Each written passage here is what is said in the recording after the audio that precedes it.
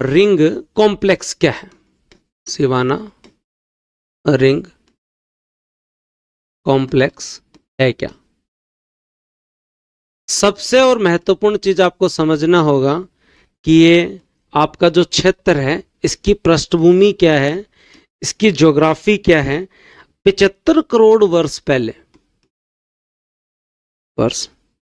पहले अगर हम लोग बात माने तो ज्वालामुखी विस्फोट से, किससे?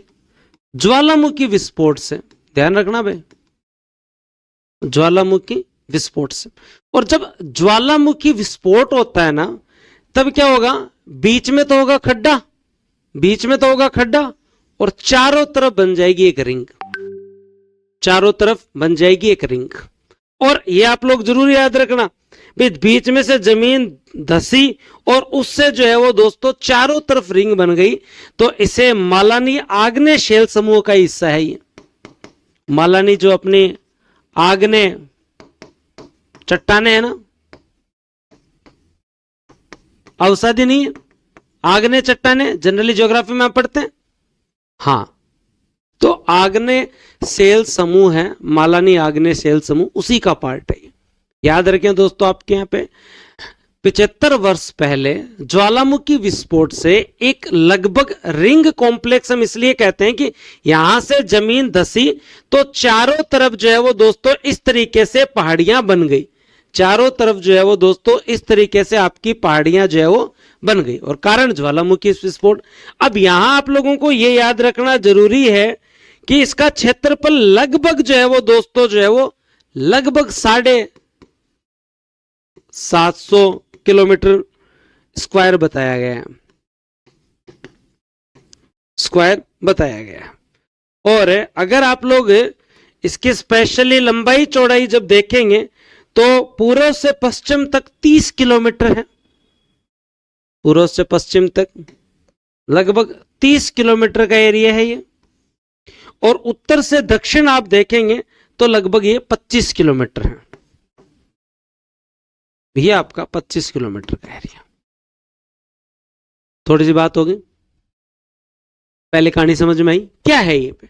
अब ये जो ज्वालामुखी विस्फोट हुआ जिसकी वजह से जमीन धसी, चारों तरफ एक जो है वो दोस्तों ज्वालामुखी संरचना बनी, इसकी वजह से जो है वो दोस्तों कैल्डेरा जो बना, उसकी वजह से ये जो क्षेत्र है इसके अंदर रेयर अर्थ मिनरल्स है।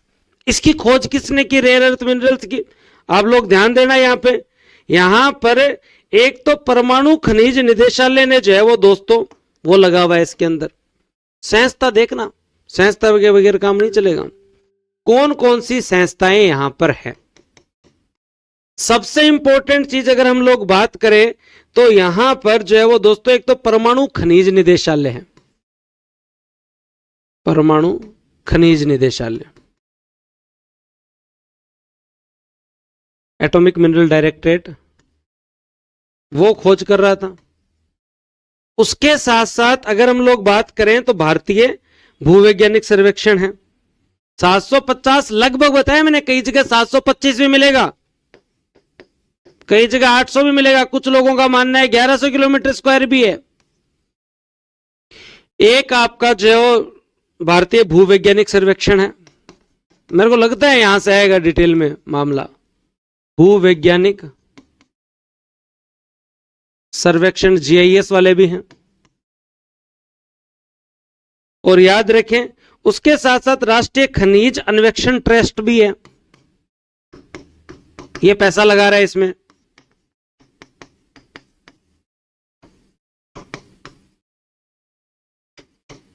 ये यहां पर पूरा फाइनेंशियली मामला देख रहा है।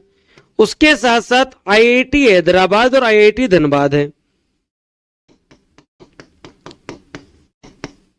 हैदराबाद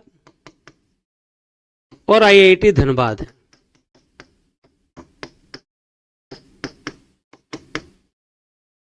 समझे आप? 5 संस्थाएं, परमाणु खनिज निदेशालय जो यहां पर स्टार्टिंग के 75 वर्ग किलोमीटर में, पूरे पे नहीं देख रहा, जो 75 वर्ग किलोमीटर का जो क्षेत्र है वहां पे ये देख रहा है कि कोई दुर्लभ तत्व है या रेडियो धर्मी तत्व तो नहीं है।